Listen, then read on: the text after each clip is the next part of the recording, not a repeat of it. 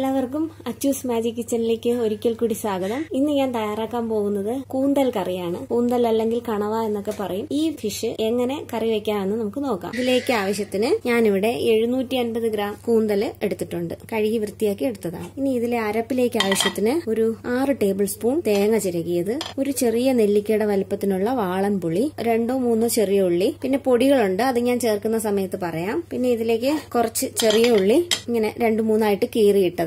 പിന്നെ ഒരു 3 എരിവുള്ള പച്ചമുളക് കീറിയത്, പിന്നെ ഒരു 3-4 അല്ലി വെളുത്തുള്ളി, അതും 2 ആയിട്ട് കീറിയത്. പിന്നെ ഇത് ലാസ്റ്റ് താളിക്കുന്നതിലേക്കായിട്ട് കുറച്ച് കൊച്ചുള്ളി, വറ്റൽമുളക്, കറിവേപ്പില. അപ്പൊ ആദ്യം ഇതിലേക്കുള്ള അരപ്പ് തയ്യാറാക്കി എടുക്കാം. ഇതിലേക്ക് ആദ്യം ഈ കൊച്ചുള്ളി ചേർക്കാം, പുളി, തേങ്ങ,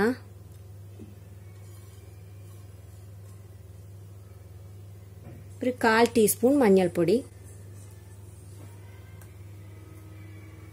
ഒരു 2-3/4 ടീസ്പൂൺ മുളക് പൊടി, ഒരു 3/4 ടീസ്പൂൺ മല്ലിപ്പൊടി. മല്ലിപ്പൊടി ഇതിൽ കുറച്ച് മതിയാവും. ഇനി ഇതിൽ ആവശ്യത്തിന് വെള്ളം കൂടെ ചേർത്ത് അരച്ചിട്ട് കാണിക്കാം. അരപ്പ് ഞാൻ റെഡിയാക്കി എടുത്തിട്ടുണ്ട്. ഇതുപോലെ നല്ലതുപോലെ അരഞ്ഞു വരണം. ഇനി നമുക്ക് ഒരു പാത്രം അടുപ്പിൽ വെക്കാം. ഇപ്പൊ ഗ്യാസ് ഓൺ ചെയ്യണ്ട. ആദ്യം ഇതിലേക്ക് ചെറിയ ഉള്ളി ചേർക്കാം, വെളുത്തുള്ളി, പച്ചമുളക്. ഇനി ഈ അരപ്പ് ഇതിലേക്ക് ഒഴിച്ചു കൊടുക്കാം.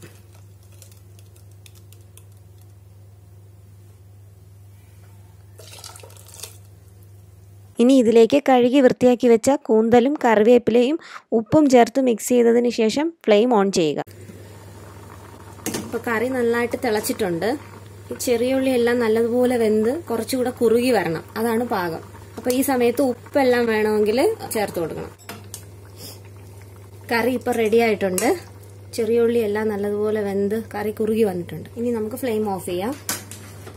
ഇനി ഇതിലേക്ക് ഒരു ചീനിച്ചട്ടി വെക്കാം. ചട്ടി ചൂടായിട്ടുണ്ട്. അതിലേക്ക് ഓയിൽ ഒഴിക്കാം.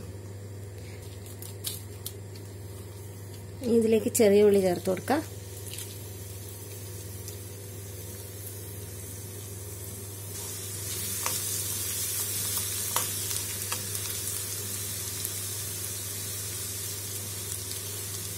വറ്റൽമുളക് ചേർക്കാം.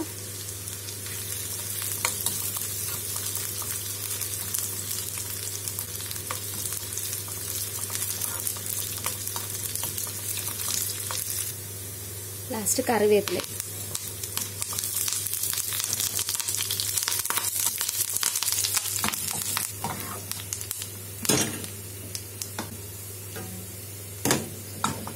കറിയിലേക്ക് ചേർത്ത് കൊടുക്കാം.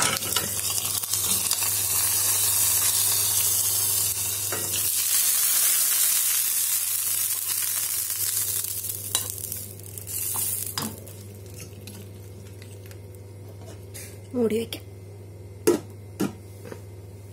അങ്ങനെ വളരെ സ്വാദിഷ്ടമായ കൂന്തൽ അല്ലെങ്കിൽ കണവ കറി ഇവിടെ റെഡി ആയിട്ടുണ്ട്.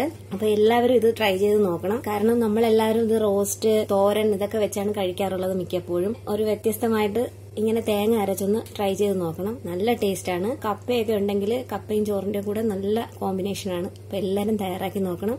ഇഷ്ടമായാൽ ലൈക്ക് ചെയ്യണം. എന്റെ ചാനൽ സബ്സ്ക്രൈബ് ചെയ്യണം. സബ്സ്ക്രൈബ് ചെയ്യുമ്പോൾ അടുത്തുള്ള ബെൽ ഐക്കൺ പ്രസ് ചെയ്യാൻ മറക്കരുത്. അപ്പൊ ഇനിയൊരു വീഡിയോയുമായിട്ട് വീണ്ടും വരാം.